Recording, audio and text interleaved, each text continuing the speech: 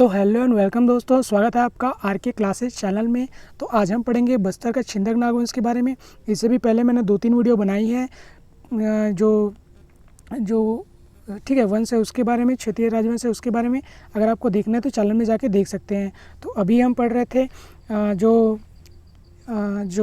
रायपुर के कलचुरी वंश के बारे में, फिर रतनपुर के कलचुरी वंश के बारे में, फिर हमने देखा कवर्धा के फनी नागवंश के बारे में। ठीक है दोस्तों, तो अभी हम लोग देखते हैं बस्तर के छिंदक नागवंश के बारे में। तो बस्तर में मुख्य रूप से नागवंशियों का शासन रहा दोस्तों। ठीक है, बस्तर में मुख्य रूप से नागवंशियों का शासन रहा। इसको अन्य नाम से भी जाना जाता है दोस्तों, तो वो है सिंधवंशी और छिंदक। ठीक है, सिंधवंशी और छिंदक के नाम से भी जाना जाता है किसको, बस्तर के छिंदक नागवंशों को। ठीक है, और इसके जो संस्थापक रहे दोस्तों वो निर्जातीय भूषण रहे। मैंने आपको बताया कि 2-3 हमने देख लिया है, वंश देख लिया। उसमें क्या हुआ, उसके जो आपके संस्थापक रहे उनको याद रखना है दोस्तों। ठीक है, तो मैं आपका रिकॉल एक बार करा देता हूँ।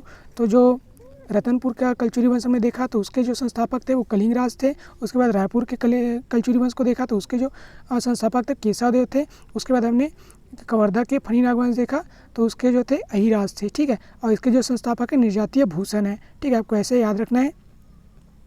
उसके बाद पढ़ते हैं आगे। तो इसका एराकोट अभिलेख से प्राप्त है, इसका हमें पता चलता है दोस्तों इसके बारे में।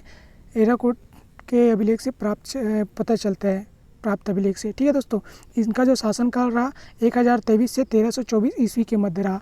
1023 से लेकर 1324 ईस्वी के मध्य रहा। ठीक है, और इनकी राजधानी क्या थी दोस्तों, इनकी राजधानी चक्रकोट रही। ठीक है, इनकी राजधानी चक्रकोट रही। राजधानी को भी आपको मुख्य विशेष ध्यान देना है दोस्तों, एग्जाम में कभी कभी पूछा जाता है। ठीक है, सबसे प्रसिद्ध राजा जो रहे इनके कौन रहे, राजा सोमेश्वर देव। ठीक है, जो बस्तर के छिंदक नागवंश थे उनके प्रसिद्ध राजा कौन थे, राजा सोमेश्वर देव। ठीक है, सबसे प्रसिद्ध यही थे। और बारसूर में मामा भांजा मंदिर का निर्माण भी इन्हीं ने करवाया था।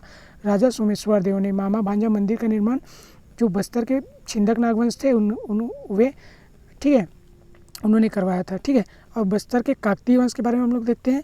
ये लंबे समय तक शासन किए बस्तर में। बस्तर के काकतीय वंश द्वारा लंबे समय तक बस्तर में शासन किया गया। और इसके संस्थापक कौन थे दोस्तों, अनम्मदेव। ठीक है, निर्जातीय भूषण कौन थे, इसके छिंदक नागवंश के थे। और जो काकतीय वंश के जो संस्थापक हैं वो अनम्मदेव थे। ठीक है दोस्तों, तो हम लोग देखते हैं अनम्मदेव।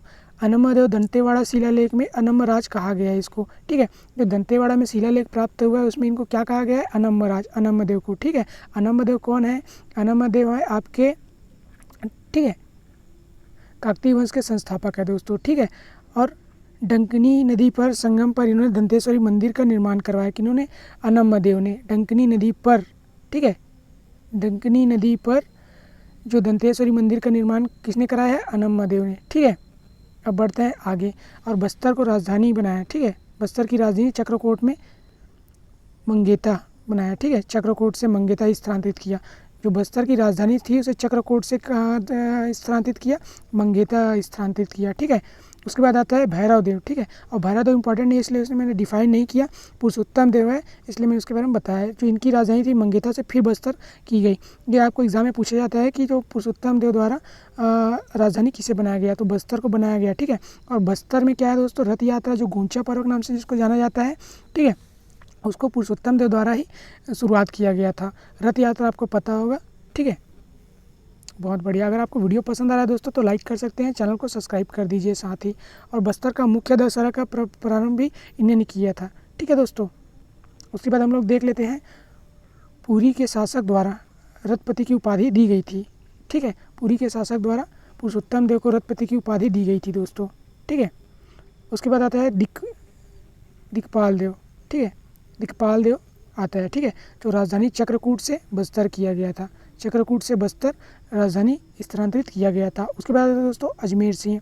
अजमेर सिंह द्वारा बस्तर क्षेत्र में क्रांति का मसीहा कहा जाता है। बस्तर क्षेत्र में क्रांति का मसीहा जिसे कहा जाता है अजमेर सिंह को। ठीक है दोस्तों, और बस्तर में जो 2 विद्रोह जनजाति विद्रोह हुआ, हल्बा विद्रोह 1774 में, तो इन्हीं के द्वारा किया गया था।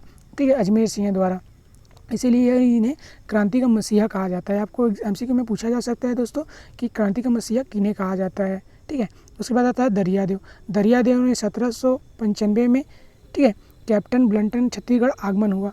किनके शासनकाल में, दरियादेव के शासनकाल में 1795 में कैप्टन ब्लंटन का छत्तीसगढ़ आना हुआ। ठीक है, आगमन हुआ। ठीक है, भोपालपट्टनम का संघर्ष हुआ उस समय, ठीक है दोस्तों, भोपालपट्टनम का संघर्ष हुआ, ठीक है। कोटपाल की संधि हुई थी दोस्तों किसके शासनकाल में, दरियादेव के शासनकाल में कोटपाल की संधि 6 अप्रैल 1778 में। आप 2-3 बार वीडियो देखिए, आपको अच्छे से क्लियर हो जाएगा। और बस्तर नागपुर रियासत में अधीन किया गया 6 अप्रैल 1778 में, ठीक है दोस्तों। बस्तर छत्तीसगढ़ का अंग बना, ठीक है, इन्हीं के शासनकाल में बस्तर क्या बना, छत्तीसगढ़ का अंग बना, ठीक है। उसके बाद आता है भैरवदेव। जो भैरवदेव थे दोस्तों वो थे अंग्रेजी अधिकारी थे चार्ल्स इलियट, सॉरी दोस्तों, जो भैरवदेव के शासनकाल में अंग्रेजी अधिकारी चार्ल्स इलियट का बस्तर आना हुआ था, ठीक है। हमने 2 देख लिए, ठीक है, 2 देख लिए हमने, यहाँ ऊपर देखा हमने, आपको बता देता हूँ एक बार। और जो दरियादेव के शासनकाल में कैप्टन ब्लंटन आए थे, ठीक है, और जो भैरवदेव के शासनकाल में चार्ल्स इलियट वहाँ छत्तीसगढ़ आए थे, ठीक है। माफ़ कीजिए, थोड़ा ऊपर नीचे हो गया था, ठीक है। फिर प्रमुख विद्रोह इनके लिंगागिरी, ठीक है, और कोई विद्रोह, ठीक है, और मुड़िया विद्रोह इनके प्रमुख विद्रोह थे, ठीक है। लिंगागिरी, कोई विद्रोह और मुड़िया विद्रोह इनके प्रमुख विद्रोह। फिर आता है दोस्तों रानी जुगराज कुंवर, ठीक है, रानी जुगराज कुंवर, ये प्रथम जो विद्रोहिणी रानी थी यही थी दोस्तों प्रथम, ठीक है। और 1800 और देखते हैं 1878 में अपने पति राजा भैरवदेव, ठीक है, भैरवदेव को के विरुद्ध इन्होंने विद्रोह किया था, ठीक है, रानी जुगराज कुंवर, ठीक है, रानी जुगराज कुंवर ने अपने पति भैरवदेव के विपरीत विद्रोह किया था, ठीक है। इनका विचित्रित विद्रोह, ठीक है, से बस्तर के आदिवासियों 2 भाग में विभाजित हो गए थे, ठीक है, रानी जुगराज सिंह, ठीक है, रानी जुगराज कंवर है दोस्तों, माफ़ कीजिएगा, मेरा भी अभी ज़्यादा पढ़ने के कारण ऐसा हो रहा है, ठीक है। उसके बाद हम लोग देखते हैं दोस्तों कि जो इनका अन्य नाम था उन्हें रानी चोरिस कहा जाता था, जो इनका अन्य नाम है उन्हें रानी चोरिस कहा जाता था, ठीक है दोस्तों। फिर देखते हैं रुद्र प्रताप देव, उपाधि saint of James Jerusalem, saint of Jerusalem, ठीक है दोस्तों। इनको किसकी उपाधि थी, सेंट ऑफ जेरूलसम,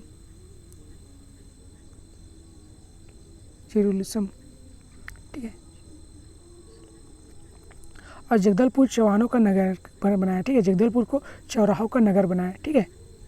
जगदलपुर आपको पता होगा चौराहों का नगर है, तो किसने बनाया था, रुद्र प्रताप देव ने ही बनाया था, ठीक है। आपको एमसीक्यू में पूछा जा सकता है कि चौराहों का नगर किसे कहा जाता है, ठीक है, तो जगदलपुर को टिक कीजिए, इसे किसे ने बनाया है, ठीक है, तो आप याद रखिए रुद्र प्रताप देव ने इसको बनाया है, ठीक है।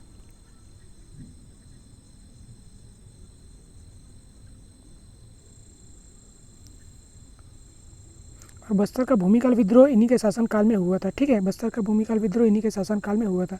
कटौनी प्रथा का शुरुआत भी इन्हीं के काल में हुआ था। प्रफुल्ल कुमारी देवी, ठीक है, प्रथम व एकमात्र महिला शासिका थी दोस्तों, ये आप याद रखिए। प्रफुल्ल कुमारी देवी, जैसे रजिया सुल्तान थी सेम वैसे ही प्रफुल्ल कुमारी देवी, ठीक है, मध्यकालीन भारत और मध्यकालीन छत्तीसगढ़, ठीक है, प्रफुल्ल कुमार देवी, और ये छत्तीसगढ़ की प्रथम महिला शासिका, एकमात्र प्रथम महिला शासिका, ठीक है। उसके बाद आता है दोस्तों प्रवीण चंद्र भंजदेव, ठीक है, प्रवीण चंद्र भंजदेव, ठीक है, ये अंतिम काकतीय शासक रहे दोस्तों, ठीक है। अब बस्तर के रियासत का भारत में संघ में विलय इन्हीं के शासनकाल में हुआ, ये अंतिम शासक रहे प्रवीण चंद्र भंजदेव, ठीक है। और बस्तर का रियासत का भारत संघ में विलय इन्हीं के शासनकाल में हुआ, ठीक है। वीडियो आपको कैसा लगा दोस्तों कमेंट करके बताइए। अगर आपको अच्छा लगा तो पॉजिटिव कमेंट कीजिए, बेकार लगा तो क्या आपको बेकार लगा वो आप कमेंट करके बता सकते हैं। और मैं जितना पढ़ा रहा हूँ दोस्तों बस आप उतना पढ़ेंगे तो आपका जो यहाँ पर मैं बड़ी आसानी से क्लियर हो जाएगा। अगर आपको वीडियो पसंद आए तो लाइक कीजिए, चैनल सब्सक्राइब कीजिए। धन्यवाद।